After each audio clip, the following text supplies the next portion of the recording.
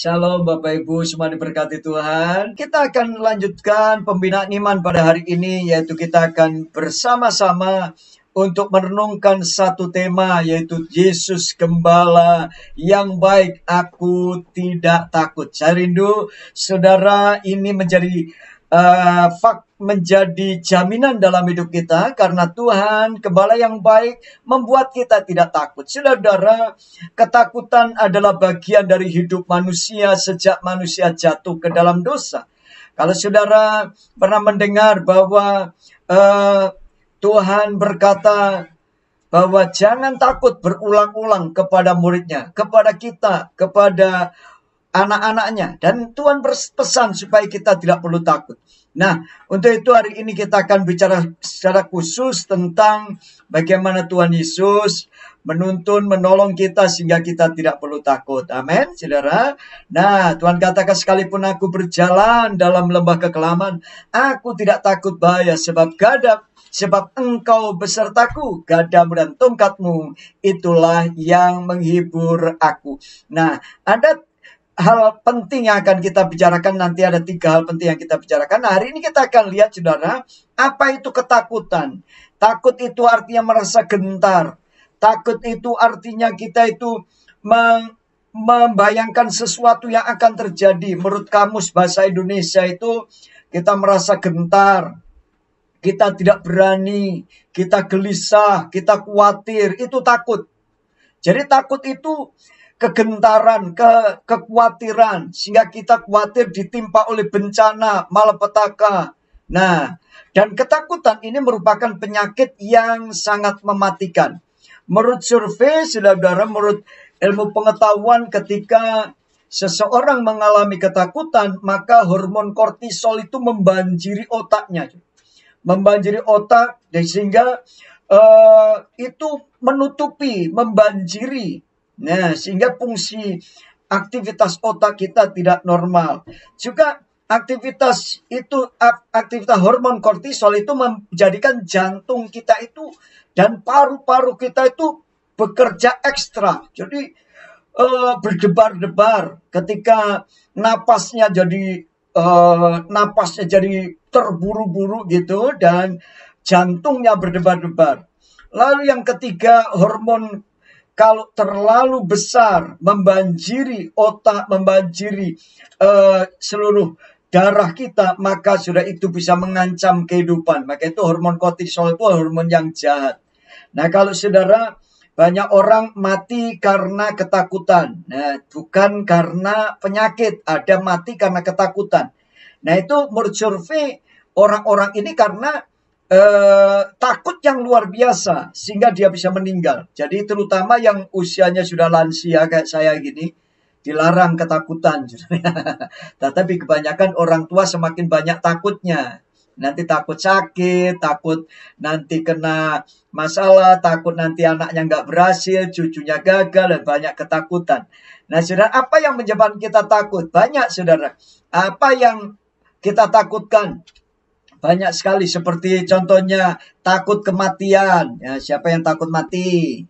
Semuanya pasti takut mati, ya kan?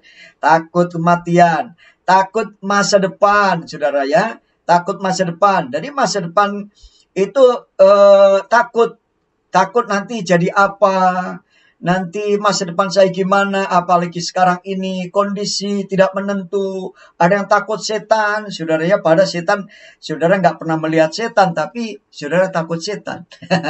Karena 99,99% orang yang takut setan tidak pernah melihat setan, tapi takut, saudara ya. Nah, ada yang takut sakit, ya sekarang ini kita takut sakit. Nah, sehingga karena takut sakit maka kita ikuti protokol kesehatan.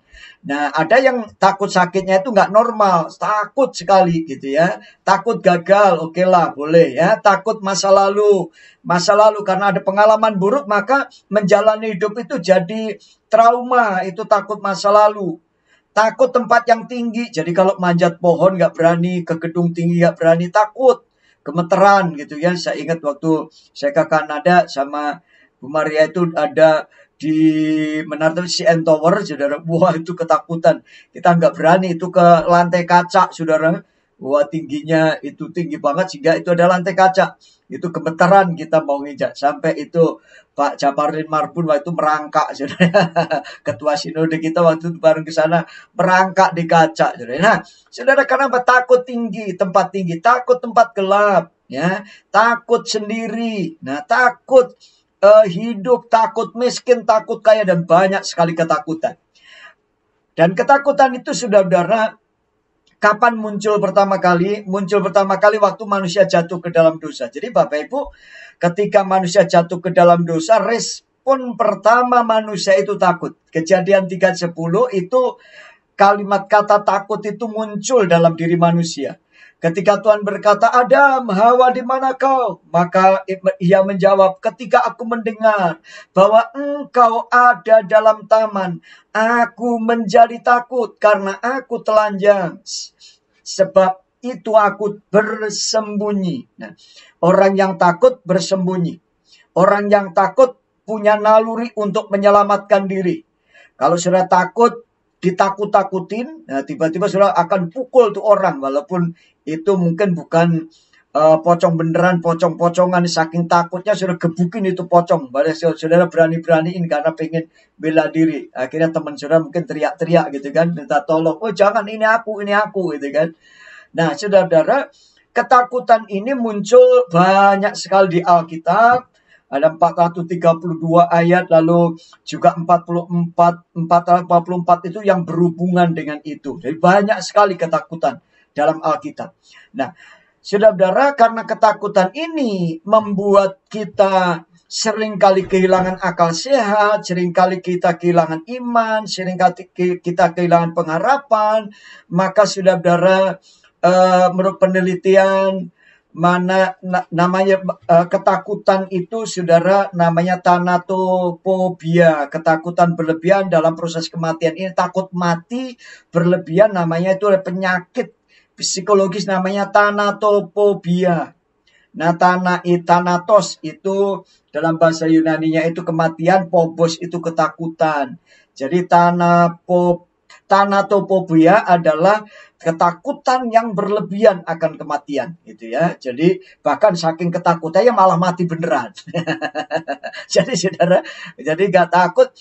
Satu kali ada seorang namanya Freddy, saudara, dia itu kerja, saudara, di tempat pendingin, tempat pendingin, ruang pendingin, namanya Ruben. Ya, Ruben itu dia kerja di cold storage, saudara. Dia tempat di freezer, tempat pendingin itu ya, barang-barang yang itu daging itu masukkan situ gitu. Satu kali, saudara, dia sedang kerja di situ, tiba-tiba pintu ketutup dari luar gitu. Pintu cold storage itu ketutup, saudara. Akhirnya dia di dalam cold storage yang dingin sekali di bawah 0 derajat gitu kan, dia untuk nyimpen daging, nyimpen itu supaya awet gitu. Nah, apa yang terjadi? Ruben ini ketakutan. Ruben ini coba dorong pintu, nggak bisa keluar, nggak bisa terbuka. Dan apa yang terjadi? Coba gedor-gedor, teriak-teriak, nggak ada yang bisa tolong. Lalu apa yang terjadi? Dia mulai sejam, 2 jam, dia mulai merasa kedinginan, merasa dingin, merasa takut, dan merasa gentar sekali. Dia takut sekali, saudara. Dan akhirnya apa terjadi? Karena saking tidak tahan, akhirnya Ruben meninggal, saudara. Meninggal di dalam ruang freezer itu. Lalu apa yang terjadi, saudara? Dia waktu diperiksa, paginya dicek, lalu ada bagian otopsi. Nah, ternyata, saudara, Ruben ini tidak mati karena kedinginan. Nah, aneh, karena di dalam periksa nggak kedinginan. Ternyata pada waktu itu alat pendinginnya mati, saudara. Waktu alat pendinginnya mati, maka itu suhunya tidak di bawah, paling ya masih 10 derajat lah, masih di bawah itu. Dan itu tidak membuat orang mati gitu. Nah, ternyata Ruben ini mati karena ketakutan, bukan karena kedinginan. Nah, saudara, maka itu kita itu jangan apa-apa itu panik duluan. Nah, kalau toh saudara mungkin panik, saudara bersyukurlah punya Tuhan yang baik, punya gembala yang baik yang tidak pernah meninggalkan kita, yaitu Tuhan Yesus yang senantiasa menuntun, menolong kita. Nah, kalau saudara mengalami ketakutan luar biasa, Tuhan katakan datang kepadaku, engkau yang letih lesu, Tuhan akan beri kekuatan penghiburan. Nah, hari ini saya sampaikan berita penting. Kalau sudah mengalami ketakutan, mengalami kekhawatiran, depresi, apapun keadaan saudara, takut masa depan, takut mati, takut apapun. Tapi bagi orang Kristen tidak ada alasan untuk takut. Karena kita punya gembala yang baik yang menyertai kita. Amin, saudara. Saya percaya ini menjadi jaminan dalam hidup kita. Sehingga Mazmur 23 ayat 4 tadi dikatakan, sekalipun aku berjalan dalam lembah kekelaman, aku tidak takut bahaya, sebab Engkau, Tuhan, besertaku. Gadamu dan tongkatmu itulah yang menghibur aku. Ada 3 alasan kenapa kita tidak perlu takut. Yang pertama, kita tidak takut di dalam lembah kekelaman. Apa itu lembah kekelaman? Keadaan paling sulit dalam hidup kita. Lembah kekelaman adalah lembah bayang maut, mau menuju kematian. Semua orang hidup pasti akan mati. Semua orang hidup pasti akan mati walaupun dijaga, minum obat, diperiksa dokter, ketika tiba waktunya meninggal pasti akan meninggal. Ya, itu pasti karena Tuhan katakan manusia sekali lahir dan sekali harus meninggal. Tetapi bagi orang Kristen tidak perlu takut. Nah, tidak takut bahaya, hidup kita itu selalu ada dalam bahaya. Bahaya itu ada di mana-mana. Tetapi Tuhan katakan jangan takut sebab Tuhan beserta kita.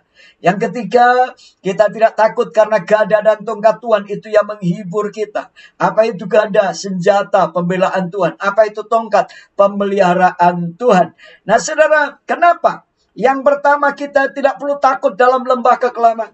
Apa itu lembah kekelaman atau lembah bayang-bayang maut? Yaitu keadaan yang paling sulit dalam hidup kita. Nomor 1, kita akan lihat bagaimana Habakuk pasal 3 ayat 17. Firman Tuhan katakan demikian. Dalam kitab Habakuk, kalau keadaan saudara sulit, keadaan saudara mungkin sedang terpuruk, sedang dipermalukan, saudara rasa-rasanya sudah kehilangan harga diri, kehilangan uang, kehilangan segala-galanya, saudara terpuruk dan semua sahabat meninggalkan saudara, orang yang saudara kasih meninggalkan saudara karena keadaan yang sangat terpuruk. Satu kali Habakuk menuliskan demikian ayat 17 sampai 19. Mari kita baca sama-sama ayat ini. 2, 3.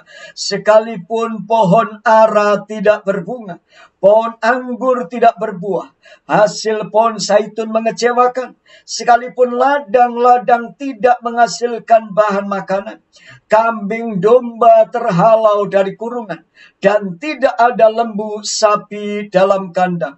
Namun aku bersorak-sorai di dalam Tuhan, beria-ria di dalam Allah yang menyelamatkan aku. Allah Tuhanku itu kekuatanku. Ia membuat kakiku seperti kaki rusa. Ia membiarkan aku berjejak di bukit-bukit untuk pemimpin biduan dengan permainan kecapi. Luar biasa, ini Habakuk menggambarkan keadaan bapak ibu yang sedang terpuruk. Sekalipun pohon ara tidak berbunga, padahal pohon ara itu berbunga sepanjang musim. Karena itu terus berbuah, saudara. Harusnya tidak berbuah itu pohon ara. Tetapi ini keadaannya pohon ara pun sampai tidak berbuah. Pohon anggur tidak berbuah, saudara. Hasil pohon zaitun yang terus berbuah sebenarnya mengecewakan. Segala ladang-ladang, segala usaha pekerjaan kita tidak ada hasil. Kambing domba terhalau dari kurungan. Kuda, penter dari garasi hilang, saudara ya. Terjual habis, saudara ya.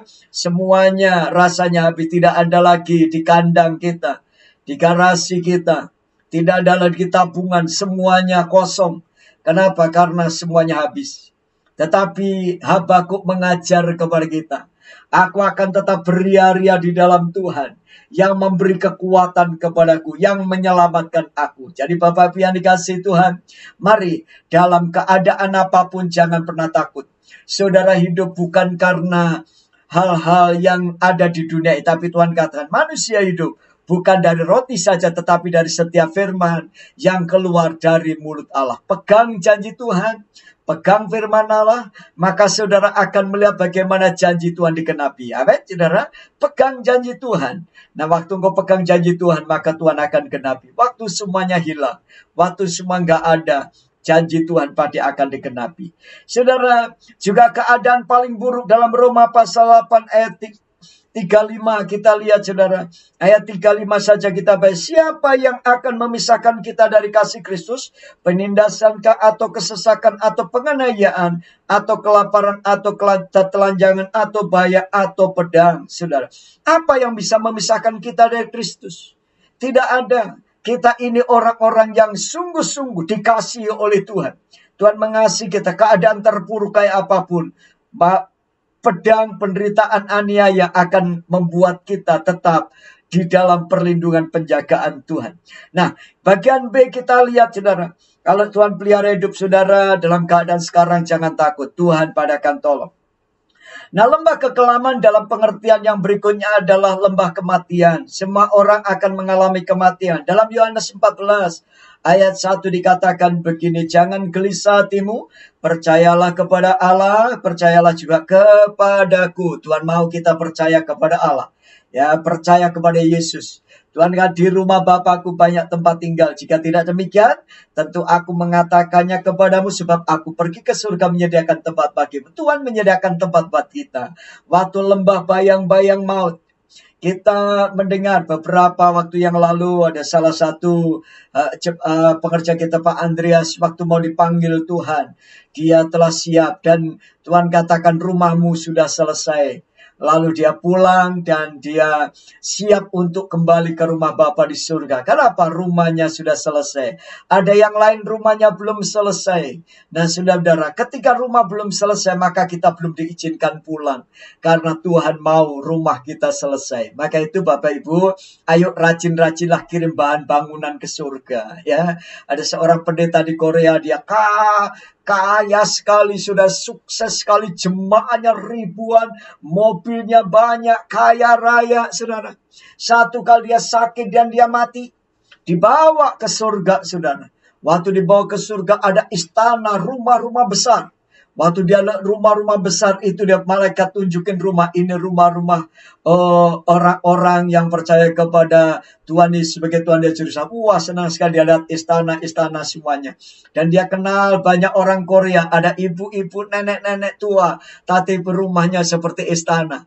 Ada juga yang tinggal di barak-barak. Ada juga tinggal di hall besar, rame-rame di situ, saudara. Lalu dia tanya, malaikat, bagaimana rumahku? Lalu saudara, dia datang dan ditunjukkan rumahnya belum selesai. Hanya ada pondasi dan juga belum beres. Loh, mau tanya, akhirnya dia tanya, malaikat, kenapa rumahku kok seperti ini? Ya, kamu sibuk membangun rumah di dunia. Kamu sibuk membangun harta di dunia. Kamu sibuk, kamu punya rumah mewah. Kamu punya mobil mewah. Tetapi kamu lupa kirim bangunan, kirim bahan bangunan, memberikan itu semuanya. Akhirnya apa yang terjadi, saudara? Dia diizinkan pulang kembali ke dunia. Dan dia jual mobil mewahnya. Dia persembahkan kepada orang-orang miskin. Membangun, memperhatikan gereja-gereja yang susah. Oh, dia lakukan itu. Dia pergi ke tempat-tempat. Dia bangun gereja-gereja kecil dan dia perhatikan semuanya, saudara. Dan dia bertobat dan berkata, aku bertobat. Aku ternyata nggak ada apa-apanya. Hebat di dunia. Pendeta besar, kaya raya, tetapi aku tidak punya apa-apa di sana. Bapak Ibu yang dikasih Tuhan, maka dari ayo Bapak Ibu banyak menabur dalam doa. Hari-hari ini banyak mendoakan orang, kota, bangsa. Kalau engkau mampu berikan kepada orang yang miskin, orang yang susah, ayo berikan. Dan itu taburan-taburan untuk pekerjaan Tuhan. Kalau engkau mampu membangun gereja, ayo bangun gereja. Kau punya uang, tabung supaya kita punya istana di surga dan istana di dunia ini. Saudara, itu jaminan yang Tuhan berikan. Dan Tuhan Tuhan katakan, kemana aku pergi kamu tahu jalan kita. Saya pastikan malam ini saudara tidak akan gentayangan. Amin. Saudara punya rumah di surga dan rumah itu Tuhan Yesus sediakan buat kita semua. Katakan amin, saudara ya. Siapa yang punya rumah di surga? Haleluya. Jangan takut waktu lembah bayang-bayang maut menanti kita. Kapanpun dipanggil Tuhan kita siap. Nah, saudara, Tuhan katakan lembah bayang-bayang maut dalam Wahyu pasal 20 ayat 11. Satu kali Rasul Yohanes melihat satu penglihatan. Apa yang dia, lalu aku melihat suatu tahta putih yang besar, dan dia yang duduk di atasnya, dari hadapannya lenyaplah bumi dan langit, tidak ditemukan lagi. Bapak Ibu, langit dan bumi yang kita miliki ini akan lenyap. Rumah kita hilang, kekayaan kita habis, uang kita habis, bank-bank habis. Semua apapun akan lenyap. Jadi jangan terus saudara sibuk hanya membangun perkara duniawi. Untuk perkara kita bangun, tetapi perkara rohani kita lupa. Ya, lalu Wahyu 20 ayat 12, dan aku melihat orang mati besar dan kecil berdiri di depan tahta itu, lalu dibuka semua kitab, dan dibuka sebuah kitab lain, yaitu kitab kehidupan, dan orang mati dihakimi menurut perbuatan mereka berdasarkan apa yang tertulis di dalam kitab itu. Dan kita semua akan dibukakan kitab kehidupan. Kitab kehidupan adalah diari kehidupan kita tiap-tiap hari. Kita gunakan apa hidup kita tiap-tiap hari? Banyak maki-maki orang atau memberkati orang. Banyak melakukan kebenaran atau melakukan kejahatan, itu dicatat semuanya. Dan yang terakhir dibukakan kitab yang namanya kitab kehidupan. Wahyu 20:15. Dan setiap orang yang tidak ditemukan namanya dalam kitab kehidupan itu dilemparkan ke lautan api. Nah, saudara, itu yang terjadi. Kita dilemparkan ke lautan api, orang yang tidak ada namanya. Tapi saudara bersyukur, karena setiap orang yang percaya kepada Tuhan Yesus, namanya tertulis dalam buku kehidupan. Berikan tepuk tangan buat Tuhan Yesus. Haleluya. Katakan kepada diri saudara, namaku ada di surga. Amin, saudara. Namaku ada di surga. Maka itu jangan sampai dicoret, pertahankan itu sampai akhir. Makanya penderitaan apapun jangan memisahkan saudara dari Kristus. Satu kali Stefanus dilempari mau mengalami aniaya, martir pertama. Waktu Stefanus dilempari batu, saudara, tetapi Stefanus yang penuh dengan Roh Kudus menatap ke langit lalu melihat kemuliaan Allah. Dan Yesus berdiri di sebelah kanan Allah. Lalu katanya, sungguh aku melihat langit terbuka dan anak manusia berdiri di sebelah kanan Allah. Stefanus mengalami waktu itu menjadi martir pertama, dilempari batu. Tetapi apa yang tadi, matanya melihat surga terbuka. Dan dia berkata, lihatlah, aku melihat Yesus berdiri di samping Allah Bapa. Siapa Yesus? Gembala yang baik yang menuntun saudara. Dia menunggu kita di sana. Apapun jalan kematian itu bisa berbeda-beda. Ada karena penyakit COVID. Apakah yang kena COVID berarti lebih berdosa? Tidak juga. Apakah yang karena kecelakaan lebih berdosa? Tidak. Saudara, kematian itu hanya jalan perjumpaan dengan Allah. Tetapi saudara tahu, kalau sudah hidup benar sesuai kehendak Allah, biarlah apapun jalan kematian kita, umur berapapun, satu hal yang kita percaya, dan dia memberikan tempat yang luar biasa. Maka itu jangan takut lembah bayang-bayang maut. Kita percaya malaikat Tuhan akan menjemput kita. Yang terakhir, saudara, kita tidak takut. Kenapa? Karena Tuhan katakan tidak takut karena gadamu dan tongkatmu. Itulah yang menghibur aku, saudara. Gadamu dan tongkatmu itu yang menghibur aku. Kalau perhatikan baik-baik apa yang Tuhan katakan. Gada itu senjata ukurannya pendek, kurang lebih semeter kurang. Itu alat pemukul. Alat pemukul. Dan itu senjatanya gembala. Gembala punya senjata untuk memukul musuh, beruang, singa, serigala yang datang. Dan dia membela, saudara. Maka itu gada bicara senjata pembelaan Tuhan. Yohanes 10:11 dikatakan, Firman Tuhan katakan begini, akulah gembala yang baik memberikan nyawanya bagi domba-dombanya. Amin, saudara. Tuhan Yesus rela mati untuk kita. Dia itu seperti Bapak yang baik yang berkata, nah pokoknya kamu udahlah, biar aku sampai mati, tapi kamu jangan mati-mati. Ya, kamu biar enak. Papa yang susah. Papa mau berjuang keras. Yang penting, Papa nggak berpendidikan, tapi kamu bersekolah. Kami jadi orang yang berhasil. Nah, itu seorang ayah. Tuhan Yesus juga lakukan yang sama. Tuhan Yesus bukan gembala upahan. Gembala upahan itu sedang seorang upahan yang bukan gembala dan yang bukan pemilik domba itu sendiri. Ketika melihat serigala datang meninggalkan domba itu lalu lari. Sehingga serigala itu menerkam dan mencerai-beraikan domba-domba itu. Ia lari karena ia seorang upahan tidak memperhatikan domba itu. Perhatikan Tuhan Yesus membandingkan dirinya dengan gembala upahan. Dulu ada gembala upahan titipan. Gembala cuma domba beberapa dititip ke orang. Nah, akhirnya itu diupah, digaji, saudara. Dan ketika ada serigala dia kabur karena dia bukan pemilik. Tapi Tuhan Yesus adalah pemilik kita. Hubungan antara gembala dan domba itu bukan sekedar antara binatang dengan manusia, tidak. Hubungan antara gembala dan domba itu hubungan antar hati, perasaan. Di mana gembala itu sangat mengasihi.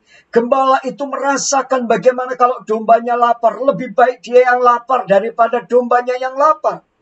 Daripada dia yang kedinginan daripada domba kedinginan, lebih baik dianya yang kedinginan. Saudara, seorang gembala sangat mengasihi domba-dombanya. Dia rela berkorban apapun. Jadi kalau di Timur Tengah, saudara tahu, gembala itu memang dari nenek moyang Israel itu seorang gembala. Seperti Abraham, terus Ishak, Yakub, dan seterusnya adalah gembala. Dan mereka punya hubungan yang luar biasa. Hubungan yang saling menguntungkan. Ketika gembala butuh domba, domba butuh gembala. Allah butuh kita, kita butuh Allah. Allah itu kasih. Coba saudara, kalau saudara punya kasih yang besar. Saudara punya kasih besar, tetapi saudara nggak ada orang yang dikasihi. Saudara tinggal sendiri di pulau. Nggak ada orang yang saudara cintai. Saudara akan stres. Karena kasih itu artinya memberi. Memberi, melakukan sesuatu yang terbaik untuk orang yang dikasih. Tapi ketika Tuhan menciptakan manusia supaya menjadi ya untuk dikasihi. Semakin Tuhan mengasihi, semakin Tuhan itu senang. Semakin Tuhan itu senang. Maka itu kasih Tuhan itu mengalir. Karena apa? Tuhan itu kasih.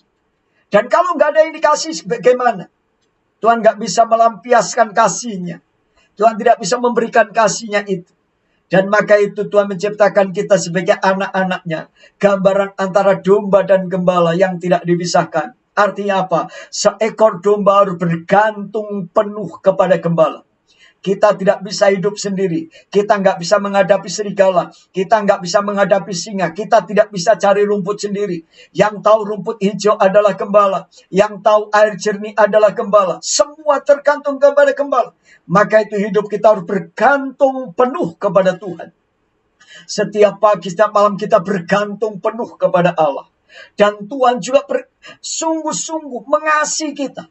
Karena Tuhan itu kasih. Maka itu saya bersyukur. Kita punya gembala yang baik yang tidak pernah meninggalkan kita. Amin, saudara. Dan Tuhan punya gada pembelaan. Saudara jangan takut, Tuhan pasti bela hidupmu. Lalu saudara coba perhatikan baik-baik. Ayat bagian yang ini bagian B, saudara. Tongkat itu bicara pemeliharaan Tuhan. Yohanes 10 ayat 9 dikatakan, akulah pintu, barang siapa masuk melalui aku, ia akan selamat dan ia akan masuk dan keluar dan menemukan padang rumput yang hijau. Masuk, ketemu padang rumput, keluar, ketemu padang rumput. Artinya apa? Kalau dulu saya punya domba, kasihkan saya juga pelihara domba, waktu dulu pelihara sapi juga, saudara, waktu di kampung. Karena waktu itu saya sempat nganggur, nggak kuliah setahun, lulus SMA. Nah, sehingga saya bantu bapak saya jadi petani, pelihara kambing, domba, sapi. Nah, sapi itu kalau pagi kita keluarkan ke lapangan, makan rumput di sana. Tetapi kalau pulang, malam kita kasih rumput yang kita bawa pulang. Kita cari rumput. kita bawa pulang. Waktu masuk rumah ada rumput, waktu keluar rumah ada rumput. Artinya apa saudara? Tuhan Yesus menyediakan berkat baik di luar rumah maupun di dalam rumah. Kemanapun kau pergi, kalau engkau lewat pintunya benar, yaitu Tuhan Yesus sebagai pintu masuk dan keluar, maka engkau akan diberkati Tuhan. Katakan amin, saudara. Maka itu hari ini saya berdoa, saudara, tongkat Tuhan, tongkat yang panjang itu untuk menolong, untuk menuntun kita. Ketika kita menyimpang, kita akan dipukul ke kiri, ke kanan, saudara ya. Jadi itu tongkat itu tongkat itu alat untuk menuntun kita. Pencuri datang hanya untuk mencuri, membunuh, dan membinasakan. Tetapi aku datang supaya mempunyai hidup dan mempunyai dalam segala kelimpahan. Tuhan datang, tongkat Tuhan itu pemeliharaan. Jangan pernah takut, Tuhan pelihara kita. Amin. Tuhan pelihara kita karena Dia gembala yang baik. Seorang gembala tidak akan pernah membiarkan dombanya kelaparan. Sebelum musim dingin dia sudah akan siapkan gubuk-gubuk, siapkan gua-gua, siapkan tempat untuk menghangatkan badan supaya domba tidak kedinginan. Dia musim panas dia babat rumput untuk ditumpuk, disiapkan nanti musim salju supaya ada cadangan makanan sudah disiapkan. Saudara, jangan pernah meragukan kebaikan Tuhan Yesus. Tuhan Yesus selalu menyiapkan berkat pertolongan dalam hidup kita. Amin. Keadaan apapun Tuhan sanggup menolong. Yohanes 30, Yeskiel 34, ayat 13, ayat terakhir kita akan baca. Mari baca ayat ini bersama-sama. Tuhan sendiri akan menggembalakan kita. Sudah Yeskiel 34, 13, 23.